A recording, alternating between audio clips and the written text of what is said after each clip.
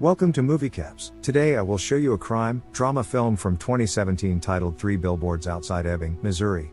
Spoilers ahead. Watch out and take care.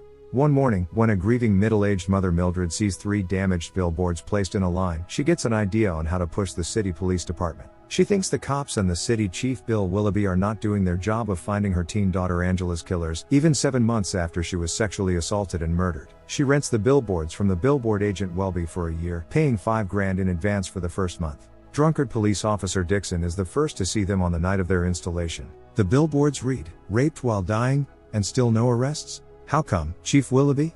Getting alarmed, Officer Dixon calls his boss and mentor, Willoughby, immediately, in the middle of his supper with his family. Robbie, Mildred's younger son, reads them when Mildred drives him to school the next day. He remains silent though they bother him. Willoughby and his desk sergeant go to Willoughby's office right opposite their police station to persuade him to take off the billboards. Dixon also aggressively confronts him on the road between their station house and Willoughby's office, but Willoughby shows no inclination to fold under their pressure. Meanwhile, a local TV reporter covers the story of the billboards and airs it along with Mildred's interview. She criticizes the police and their chief for their racist conduct and trivial actions while not pursuing her daughter's case. The buck stops with Willoughby, she concludes. Willoughby, who is as decent a police officer as they come, reaches out to Mildred, trying to reason with her. It is unfair to damage his reputation, as he is doing everything he can to catch Angela's killers, he tells her. He also reveals that he was recently diagnosed with terminal cancer, indirectly asking her to go easy on him. But Mildred doesn't budge. "Well, the billboards wouldn't be as effective after you croak, would they?"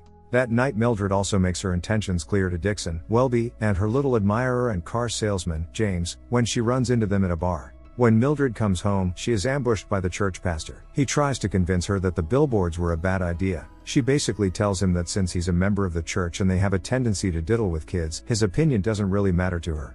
The next morning Mildred goes for a dentist appointment. She feels that something is a little off about him this time, and when he starts voicing his opinion about the billboards as he's about to drill her tooth, she grabs his hand and drills his thumb instead. Willoughby decides to go through Angela's case file one more time while standing right under those billboards for some inspiration. But once again, he finds nothing that he can proceed on. Later that day, he has to bring in Mildred for questioning, as the dentist presses charges against her. Before Willoughby could come in to inquire her, Mildred teases Dixon about his racist behavior torturing black people. Dixon also lets his displeasure known about her racism complained against them on the TV channel that his mom watches. Willoughby comes in, sends Dixon outside, and jokes saying there won't be many cops left if one eliminates all the racist ones, trying to create a lighter mood. When Willoughby asks her about injuring the dentist's finger, she confidently says that the dentist injured himself and that it would be his word against hers. She also draws a comparison to all the sexual abuse cases with no witnesses, saying the girl won't be losing this time. Willoughby comes back at her with all the work time she could be losing at the gift shop in case of a court trial, which would affect her ability to pay for the billboards next month. He also asks her if her ex-husband, an ex-cop, Charlie, who is dating a 19-year-old zoo intern, knows about the billboards yet, as he still gets his cop insurance. Midway through their conversation, Willoughby accidentally coughs out blood right onto Mildred's face. He apologizes to her right away and later orders his reluctant deputy Dixon to let her go while still being taken on a stretcher into the ambulance. Later that day, when Mildred is driving Robbie from the school and passing through the billboards, Robbie can't hide his anger at his mom for the awful detailing in those billboards, which kept reminding him about his sister's horrible death. After reaching home, Mildred looks at Angela's room, which reminds her of the quarrel between her, Angela, and Robbie on the fateful day.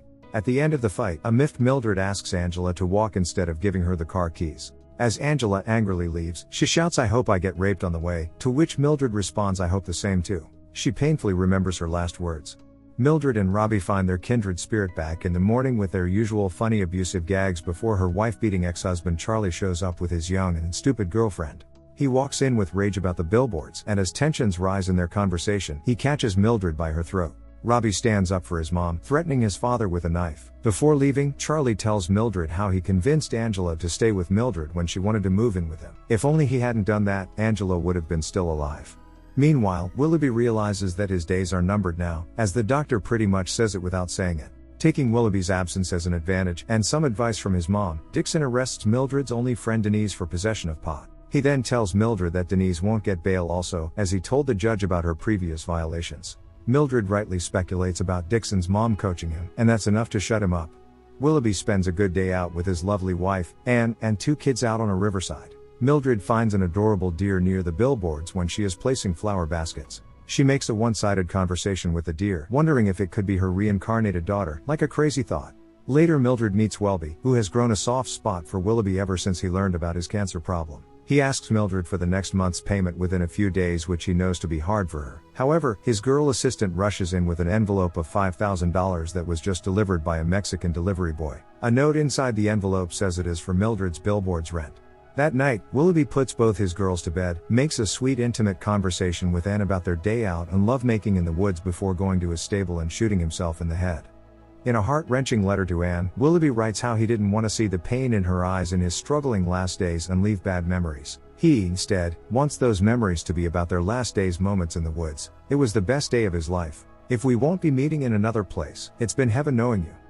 Dixon is enjoying some music with earphones on when the desk sergeant brings the news to the police station in the morning.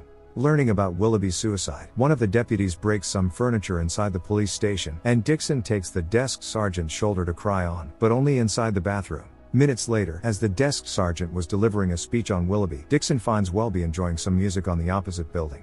Putting his dark glasses on, Dixon loses his shit and walks up the stairs to Willoughby's office to punch his head to pulp and throw him out through the window onto the road. He also vandalizes Willoughby's office and knocks out his lady assistant. Walking down the stairs, he again finds Willoughby crawling for cover on the road to deliver another punch to his already bloody face, stunning some townspeople. One of them is a black man standing by the station house, Abercrombie, who has come to replace Willoughby as the new chief. The morning news on TV covers Willoughby's death and speculates if the reason could be his rumored illness or the pressure from Mildred's billboards. When Mildred drops off Robbie that morning, a schoolboy throws a soda can onto her windshield. Not backing down, Mildred walks to him and his supposed girlfriend to ask about it. She hits them both in the crotch as they lie about throwing the can. When Abercrombie walks into the station filled with racist cops, he takes them right on and makes his presence felt right away by firing Dixon, who has even lost his badge. Around the same time, a stranger finds Mildred alone in the gift store. He tries to give her some trouble by making her guess if he is just another townsman or one of Angela's killers, which he says he would have liked to, after looking at her picture. The doorbell rings and Anne walks in to make him go away for the time being, and hands over a letter Willoughby wrote for her to Mildred, along with some painful statements. Starting with an apology for dying before catching her daughter's killers, Willoughby tells Mildred that he did care and tried his best to catch them, hoping that some bragging talk somewhere by one of the killers would lead to their arrest. He admits to the fact that the billboards were a great idea. He also rightly predicts that the town may blame her and the billboards for his suicide. And as a counter to that, he reveals that he, himself, sent that billboard's rent for the next month. The joke is on you now, Mildred, ha ha ha, he writes at the end, hoping she would catch those killers fast. Meanwhile, after losing his job, Dixon spends time with his mother, who thinks he can go back to being a cop by paying someone off. One night, when Mildred and Robbie are driving through, they see the billboards on fire. They try to extinguish it but only end up with some burns to their bodies and 3 burnt billboards. The police arrive a few minutes later, and their new chief Abercrombie tries to reach out to Mildred, but she doesn't have any of it. When she passes through them again in the morning, a TV reporter with a cameraman speculates it could be the end of the billboard saga. An angry Mildred gives the female reporter a mouthful of abuse and proclaims that it is only the beginning.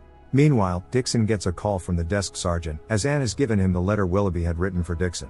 The sergeant asks Dixon to collect the letter from the station house after hours.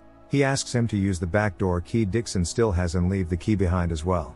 That night Dixon gets into the station house. With his earphones on, he starts to read the letter using a torch. Willoughby tells Dixon how decent he thinks of him. He advises him to get rid of the hate that grew in his heart while standing alone for his mom all his life. It is a must if he really wants to be what he wants to be, a detective. He asks Dixon to try love for a change. With love comes calmness and thought, which are essential for a detective. As Dixon is reading through Willoughby's letter, Mildred walks up to the abandoned office of Willoughby opposite the station house. She calls the station multiple times to make sure that no one is inside. Dixon, however, doesn't hear the telephone ring with his earphones on until one of the many Molotovs thrown by Mildred jolts him to the ground. Suddenly surrounded by fire, Dixon stands back on his feet only to lay eyes on Angela's case file. He saves it from burning before jumping through the window with his body on fire. Fortunately, James finds Dixon right away to doze off the fire. Even Mildred sees Dixon and she walks down the stairs. She finds James helping Dixon and her daughter's case file at her feet on the road.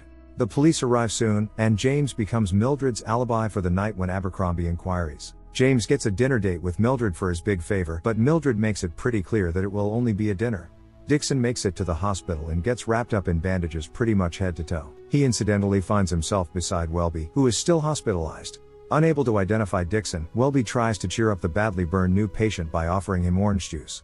Dixon starts crying and apologizes. When Willoughby realizes who he is, he can barely contain himself. He still brings him the glass of juice and limps back to his bed. Jerome, the guy who was one of the crew members that had installed the billboards, reaches out to Mildred with the duplicates of the posters. James tries to be a sport, holding Mildred's already steady ladder while she puts those posters back again on the billboards with some help from Jerome and Robbie. Mildred's friend Denise meets them there on her way out from jail. When Jerome asks if they should still place the last poster that questions Willoughby, Mildred says, "Why not? He paid for it." James finally goes out with Mildred for dinner, but her ex-husband Charlie happens to come there with his girlfriend as well. Charlie comes over to their table to throw some physical, emotional, and racist insults at both James and Mildred, after which Mildred loses her composure and tells James that he has forced the dinner upon her. James stands for himself, calling on Mildred's misgivings as a no-fun human being who can't be nice to anyone and who sets up police stations on fire. With a broken heart, James waddles away. Mildred goes to Charlie's table to offer them the champagne bottle and tells him to be nice to his 19-year-old girlfriend, at least. After getting out of the hospital, Dixon listens to a guy's hideous talk at a bar about him and his friends abusing a girl. Dixon diligently goes out to note down that person's vehicle number and then goes back in to collect some DNA from the guy. He achieves it by scraping his fingers through the guy's cheek for a supposed magic trick, and it results in him getting beaten up. With his doubled up wounds, Dixon reaches his home. Ignoring his worried mother, he closes himself in a room to collect the skin from his nails into a test tube and write down the vehicle number on it to be given for a DNA test. Dixon meets Mildred at her place the next morning to let her know about the incident and the guy who could possibly be one of Angela's killers. Mildred thanks him for his efforts. Abercrombie commends Dixon for his efforts before revealing that the DNA didn't match to any crimes. He also tells him that the suspected guy has a clean record and happened to be outside the country in a war during the time of Angela's death. Dixon returns the badge he has finally found back to the chief before leaving his office. Still not convinced about the guy's clean record, Dixon calls Mildred and tells her about the DNA result.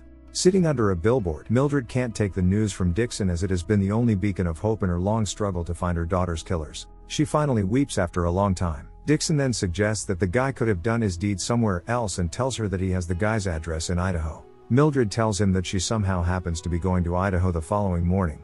Dixon offers to accompany her and she readily accepts. In the early hours of the following morning, Dixon takes a leave from his sleeping mother, as Mildred does the same with her son Robbie. Dixon brings his rifle and gets onto Mildred's car for their trip to Idaho. Mid-journey, Mildred confesses to him that the station fire was her doing. Well, who the hell else would it have been? They discuss if they are sure about killing the guy, and they are not. I guess we can decide on the way. The end. Thank you for watching. Subscribe if you'd like to see more videos like this.